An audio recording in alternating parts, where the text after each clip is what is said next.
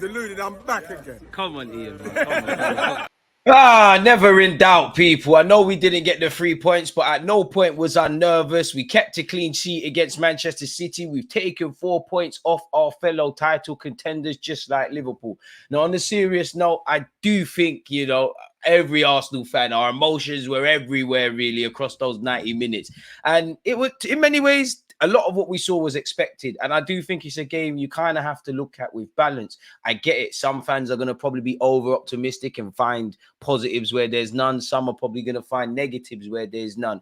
And it's a mixed one, really and truly. I think, when you look at how we performed there last season, in fact, first thing, of course, gone to the Etihad. It's another year. We have not got 3 points, similar to Anfield. If we want to be title contenders, you need to get over the line in games like this. But when you consider in 2021, in the all or nothing, how we performed at the Etihad, how it ended last year, I think we competed, man. And I think it was expected. Let's be honest. It's another thing where if Pep Guardiola versus Mikel Arteta was, a movie, the trailer is more exciting than the actual game per se, because, Arteta, exciting manager, doing great things at Arsenal, on paper this year, one of the highest goal scorers, which is probably why we're disappointed that we didn't score today. Manchester City are the big bad bullies. They're etched in history. It all speaks for itself, going into the game, especially off the back of the recent Premier League games you've seen since the international break's been done. Everybody probably thought, last Premier League game of the weekend, Easter Sunday madness, it could be crazy against the people that have done it, against the team that aspires to kind of do it. So I get it. But if you look at the game at Wembley, the game at the Emirates, it's defined and decided by the goals and whatnot. But both managers and both teams, they've cancelled each other out. Like the 90-minute games are quite boring per se. Arteta, whatever he's trying to do to mitigate against what he knows Pep's Manchester City do and how he is as a person, and vice versa with obviously Pep Guardiola, they cancel each other out. Now today, I don't know what it is. It felt like both sets of teams were a bit flat. City, us more than City, but it felt like it was a bit flat. I don't know if it's because of the momentum of the international break. Some people have obviously carried on and played with their country and maybe tired. Other players haven't played really and truly. And I do think it was a bit of an emotional kind of game, because I wouldn't say we was nervous or we were scared, but at times it didn't look like we knew whether to stick or twist. In the second half, we gambled a lot better, really. Obviously, we score a lot of goals, but it is games like this. You would like to see a player or a striker with a bit of stardust that can create something of their own and go and bag for us, which wasn't the case. We did have half chances, obviously. Trossard in the 86th minute, Gabriel Jesus had a couple of them, but for a while it felt like Benjamin White would be the one to make something happen for us, if I'm completely honest. I think, if you can't win, don't lose. While I would have loved to have won, obviously the only winners in the title race this week are Liverpool, because they've beaten Brighton, and it's, the points are shared at the Emirates and at the Etihad. So it's 2 points dropped for both teams.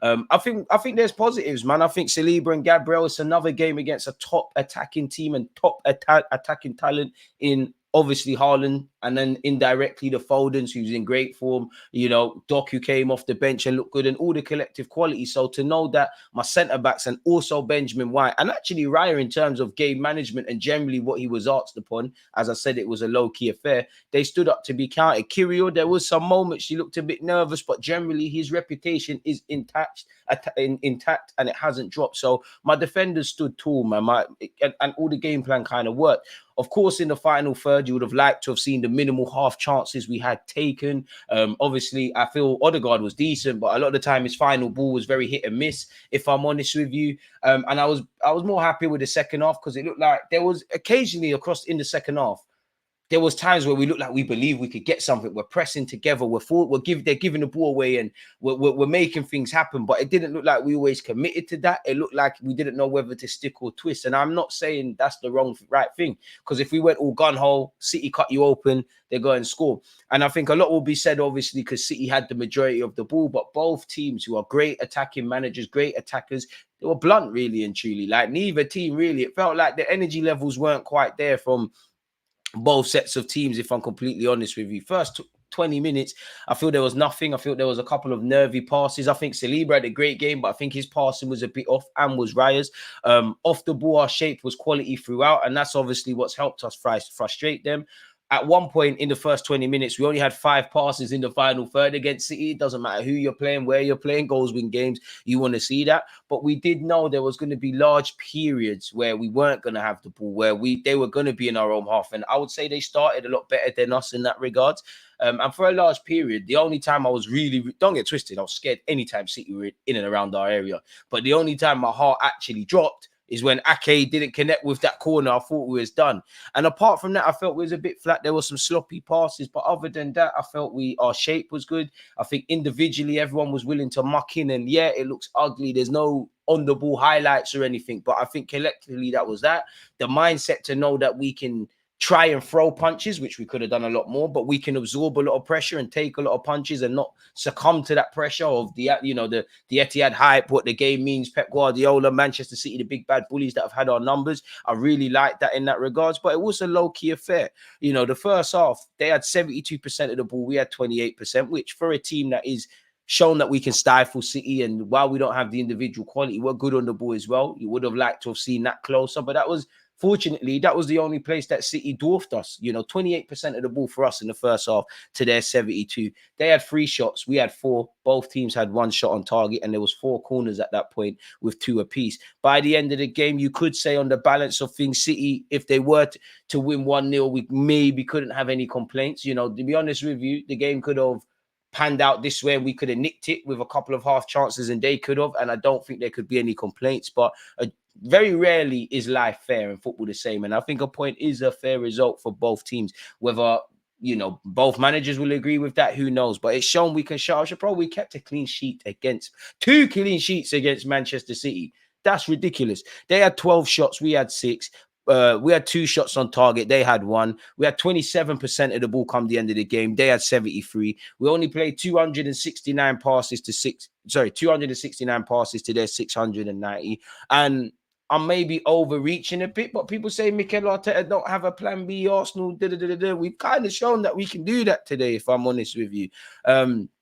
So, yeah, and I think it was interesting from a City perspective, like Kovacic kind of acting like a third centre-half. The beginning of the first half, like that Guardiola guy was looking like, a Croatian Roberto Carlos. He was having far too much joy, and I think a bit of that was Kovacic. Rodri's positioning as well, but Kovacic almost acting like a left-sided centre-back in terms of the build-up play. Of course, a couple times, Bernardo Silva cooked Kirill. Trossard got a bit of revenge for that. But yeah, man, to sit here and we've got a point, it's not amazing, but we need to count our blessings. And it really does show how far we've come as a team, that we're I wouldn't say I'm very disappointed, but I'm disappointed to not get 3 points and beat City and overcome that hurdle. I'm disappointed with not creating chances, because it's a bit of we don't have clinical players per se, but when you look at the goals we score, had we have created a bit more, you never know. On another day, we could nick it. As I said, sometimes you win games you don't deserve to, you lose when you don't deserve to. Very rarely is football fair. And I think, on the balance of things, I don't think Pep Guardiola's team, Arteta's team, and both sets of fan bases and all connecting parties, I don't think anyone can complain with a draw, really and truly. I think a draw is a fair result. It just makes the remaining fixtures that much more exciting. And I do think we're getting to that stage now where Mikel Arteta is probably going to have to make some changes. Obviously, I think it was I don't think anyone was terrible. I don't think anyone was amazing. I don't think Gabriel Jesus had a performance to think, my starting place is back. But I don't think he was as bad as some people make out. I think Kirill did all right. I think if I had to highlight anybody, it would be Gabriel Saliba and to a degree Benjamin White. Shout out, right? I think Saka was quiet and he looked injured before he came off. I hope that's nothing to be concerned about. And to be fair, I'd say some positives away from that is there was talk of big Gabriel centre-half not even being part of the game. So it's nice to see he played and came through it. Benjamin White, you could see his thigh was strapped up. He came through it. Don't know what happened to Trossard, but he had, his fingers were strapped. Couple baggy touches from Tomiyasu, but on the grand basis of things, he did all right. Thomas Partey, the same. They both look like players with a lack of minutes, but it's nice to see them two, along with Martinelli, all 3 of them were able to play some part. We need to keep our players fit. Next week's a big week for us. You got Brighton away on Saturday, and then you've got Luton, and it shows how weird football is and how much of a marathon I personally believe football is, because City's record against the top 6 is terrible. Ours is quite fantastic. And that's the problem, I guess, in that, we've shot ourselves in the foot. It's a case of what if today against City. It's a case of what if certain things against Spurs and also Chelsea away.